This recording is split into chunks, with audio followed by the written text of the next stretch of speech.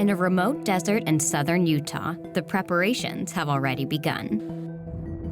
You know, we don't communicate much with the outside world. In a yard in Pasadena, California, a rover is making adjustments for the journey. All of this work to potentially visit one destination, Mars. It's our first stop on the way out. And then you might ask, well, why are we going out? I don't know. That's just what humans do. We get on the road and go.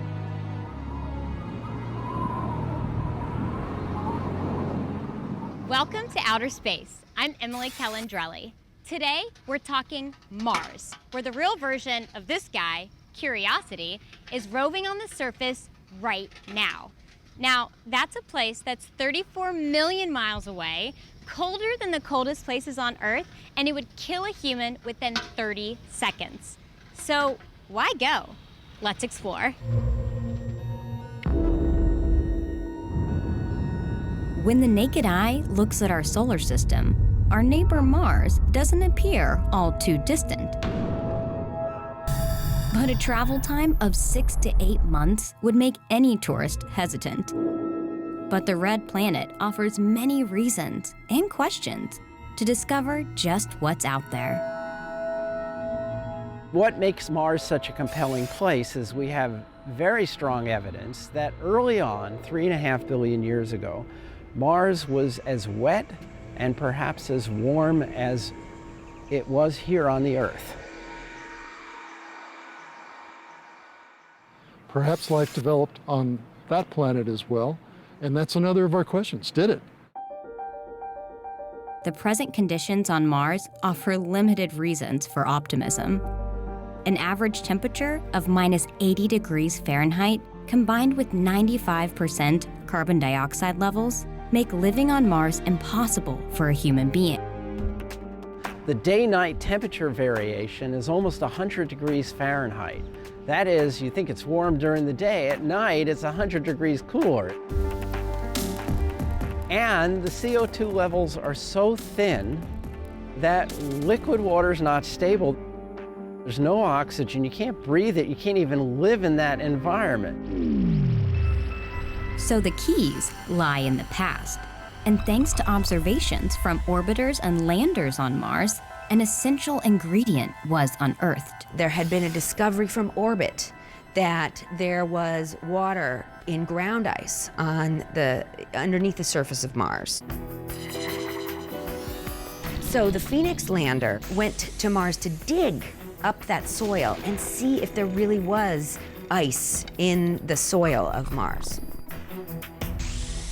And what did it find? It found ice.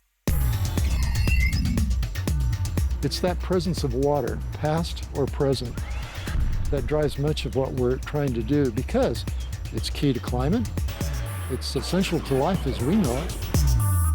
There's obviously been a massive change in its climate, probably from the early times. Liquid water seemed to flow across the surface. There were shallow lakes, there was groundwater that was altering the composition of the surface. Water that could explain the large channels, valleys, and gullies that are found all over the planet. If you think the Grand Canyon is awe-inspiring, Mars has it beat. There's a huge canyon on Mars called Valles Marineris, and that would stretch from California to New York. That's how large it is. And as impressive as Earth's highest mountain, Mount Everest, is, Mars tops it again. Olympus Mons is a large volcano that measures over 14 miles, 3 times that of Everest. Amazing features, the evidence of liquid water at one time, and the lure of the great unknown. Just a few of the reasons to pursue Mars, even if her present conditions aren't that inviting. It'd be wonderful if there was a more Earth-like world next door. But Mars is the best stopping point. It's like driving on the road and you see a truck stop and it's kind of a shack and there's not very good service, but it's the only truck stop for thousands and thousands of miles. You're going to stop there. That's Mars.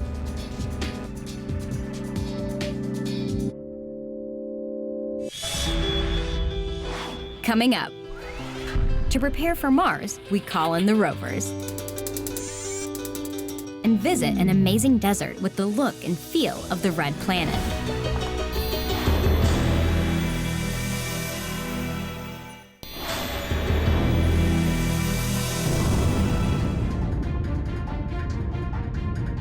With water serving as the key ingredient for life, the discovery of ice on the Martian surface begs an obvious question about the creation of life on the red planet. If it didn't form, why not? If it did, what happened to it? So let's go to Mars. Starting with the Viking program in the mid-1970s, the United States did just that. Starting first with a stationary module on the surface. 2 decades later, the first remote-controlled rover, Sojourner, traveled across Mars. Think of rovers as field geologists. So we got boots and we got a rock hammer and we have a hand lens. And basically we go out in the field and we try to identify rocks. To see everything, you need to get down to the ground. You can use microscopes, you can grab soil, and you can drill into rock. In the 21st century, rover Spirit and Opportunity followed Sojourner's lead.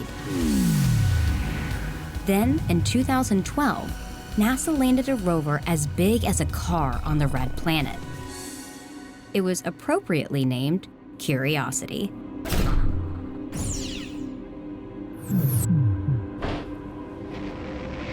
Curiosity's landing system was what we call a sky crane. And that landing contraption lowered the rover on a tether. And Curiosity rover swung and was able to cut the bridle and get the lander directly onto the surface of Mars. Curiosity's next move was driving towards its destination, the Gale crater of Mars. The rover's training grounds for this mission? Here, in a lot called the Mars Yard at NASA's Jet Propulsion Laboratory in Pasadena, California. We're trying to simulate the environment that the rover is actually encountering on Mars. And so we try to make up mixtures of sand and dirt that look like the consistency of the material that it's trying to cross. We don't want to get stuck. Now, is this one of the hardest types of challenges for Curiosity? I mean, this seems like pretty treacherous. I don't know that I would even want to walk up this. One of the things we want to understand is when we get to slopes, how are we going to deal with those? The yard here is where we test its ability to get on slopes. Will it slide and slip? We need to know that. And with a price tag of over $2 billion, the practice for Curiosity never stops here on Earth, even with the rover working every day on Mars. So we're going to see Curiosity's twin, right? Yeah, it's a model, Okay. but it's a good one. It has most of the mechanical parts. It has 6 wheels. Each wheel has a motor in it. On the front, it has this arm with a turret on the top, and that's the business end with a whole host of different instruments.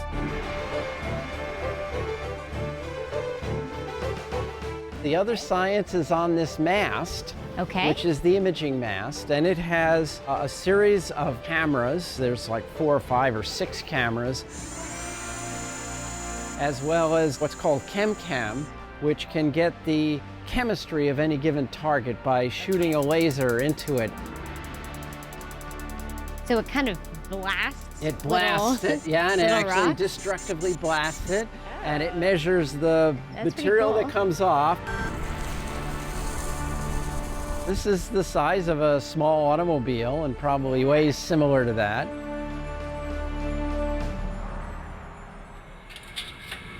And a few times a week, this automobile leaves its garage, trying to plan for any scenario that our hostile neighbor can throw at its twin.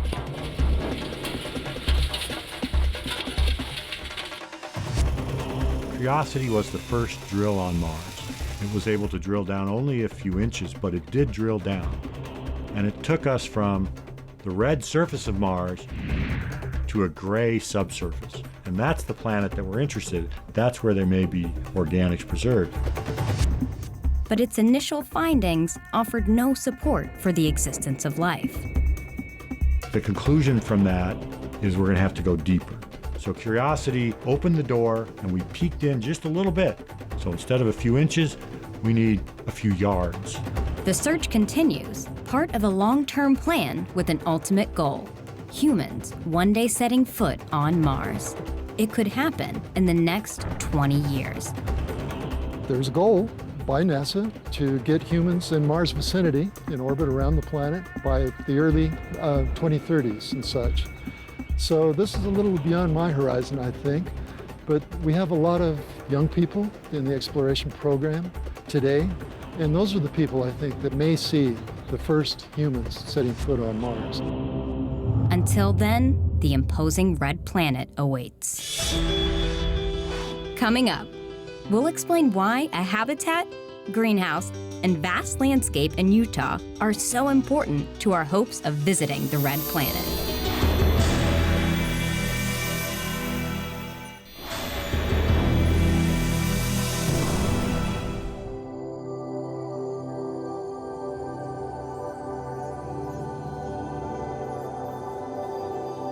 I was just amazed. The colors, the view of it all, it looked like Mars to me. I had to kind of pinch myself. I couldn't believe such a place existed. This is what I would imagine a Martian desert to look like. It's almost overwhelming. A 4-hour drive south from Salt Lake City lies the vast desert of Hanksville, Utah.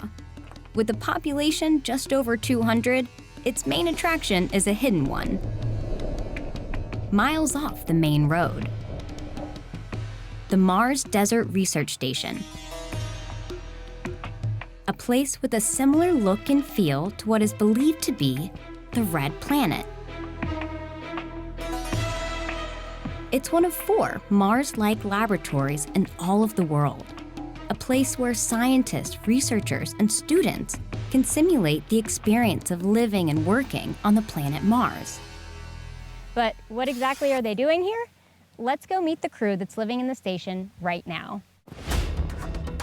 Hi, I'm Emily. Hi, Emily. Nice to meet you. Nice to meet I'm you. Paulina, and I'm the crew commander for Crew 139B, and welcome to the Mars Desert Research Station. We are from McLennan Community College in Waco, Texas, and this crew is composed of 2 faculty members and 4 students, and our students are doing research related to what it's going to be like when we head over to Mars. The habitat, or HAB, is the centerpiece for all of the research. Inside the 8-meter, 2-story cylinder, Paulina and her team conduct experiments and compile data on geological findings from the desert outside. But perhaps most importantly, they learn to live together in tight quarters in relative isolation. It's something that I experienced firsthand back in 2009 as the chief engineer of crew number 74. The remoteness that I felt then is something that the astronauts will face one day on the planet Mars. It really lends itself to these isolation studies and these psychological studies that are fascinating because we have to adapt to an environment we never thought we'd find ourselves living in. Cool. Welcome to our living quarters. This is my bedroom. So there's not that much room in here, huh? There really isn't, but to be honest, you don't need it because the only thing you do in this room is sleep. Just come in here after a long day and pass out? Yes. The sleeping conditions aren't ideal, and the menu for each crew's visit, which can range from 2 weeks to several months, is rather limited. It's one of the biggest challenges here is trying to eat things that are shelf-stable. So that's part of the simulation. Shelf-stable means that the food will be good for at least 2 years. So if you think about going to Mars, food needs to, you don't want things Last that for a spoil. long time. Exactly. Which means most of our food is either dehydrated or freeze-dried. If those options aren't appealing, the neighboring greenhouse offers a few alternatives. So this is our green hub. Right Okay. here, we're actually, at the beginning of the season, these weren't here. And we've been doing different experiments to try to get things to grow. As you can see here, we have some snap peas, we have some lettuce, we have carrots and radishes and all of these different plants growing so we can harvest these and eat them. The green hab is important because we're going to need food, we're going to need oxygen from plants. But it's also important in a psychological aspect. When you're out on Mars, there's nothing that's earthly, there's nothing that feels like home. And when you go into that green hab, you start to see greenery and you start to see the colors that make humans happy. The last stop on our tour is the Musk Observatory, providing astronomers a chance to see their dream destination, Mars, up close. Within it is a 14-inch diameter celestron. It's a pretty amazing telescope.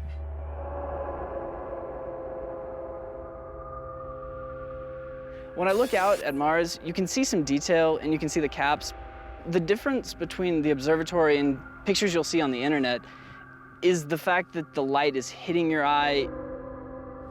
All right, so are you ready to suit up and go on a Martian adventure? Yeah, absolutely. Let's go. Let's go.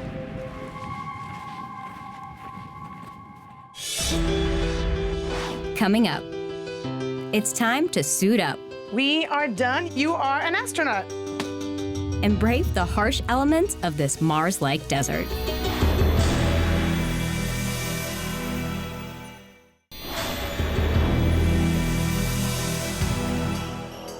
To prepare for the challenge of one day living on the planet Mars, we're here at the Mars Desert Research Station in the remote town of Hanksville, Utah. After a tour of the home base area, known as the Hab, it's time to simulate a field trip on Mars. All right, so let's get me in an astronaut suit.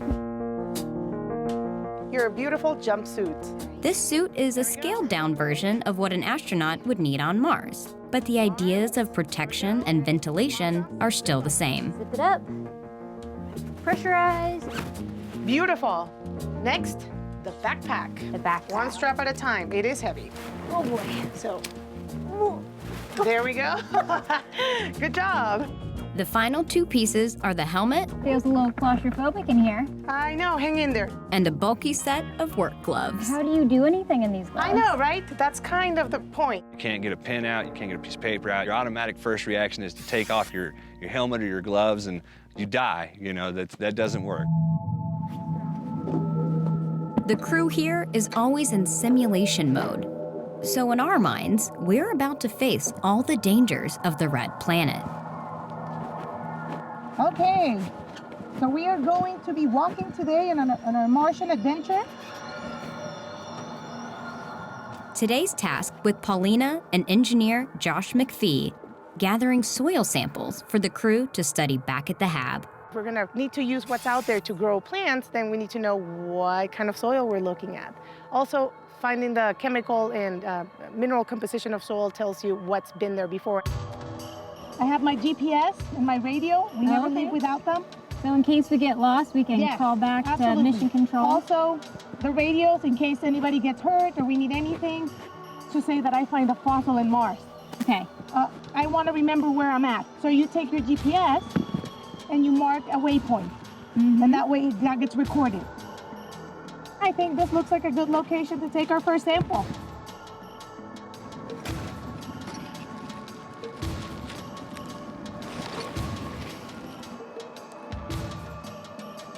The sample is collected, the coordinates are marked, and communication remains vital. Hi, this is Paulina. Just checking in. Ground control, we hear you, Major Tom.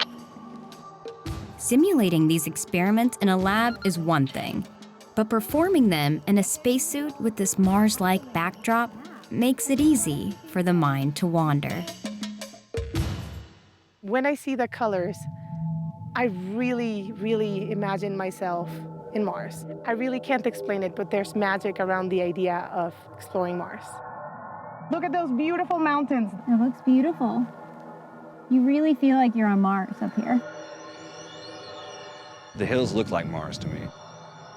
And I try to make it Mars. And when I look at a rock, I think, this rock is on Mars. It's awestruck. Well, that feeling of isolation Yeah. is a very important component of what going to Mars is going to be like. I'm really interested in Mars because it's the next frontier. It's the next place. It's the next place for us to go. And if we don't go to Mars, we don't go any further, so that's the place. But for now, this remote desert in southern Utah is the next best thing. Coming up, one scientist has some advice on what we'll need to do when we finally set foot on the planet Mars. Go. That's next on Exploration Outer Space.